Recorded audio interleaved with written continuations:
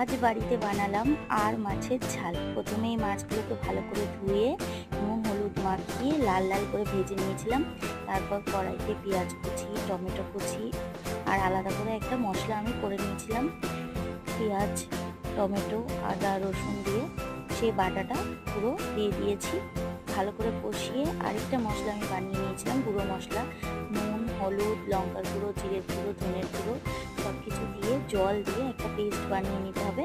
তারপরে ওই মশলাটার সাথে এই মশলাটাও ভালো করে তেলের মধ্যে দিয়ে কষে নিতে হবে যতক্ষণ না তেলটা ছেড়ে দিচ্ছে। তেল ছেড়ে দিলে কয়েকটা কাঁচা লঙ্কা আর জল দিয়ে দিতে হবে। তার মধ্যে ভাজা মাছগুলোকে দিয়ে অল্প করে ধনেপাতা কুচি দিয়ে ভালো করে ফুটিয়ে নামিয়ে নিলেই তৈরি আর মাছের ঝাল। গরম গরম ভাতের সাথে পরিবেশন করুন, দুর্দান্ত লাগে খেতে।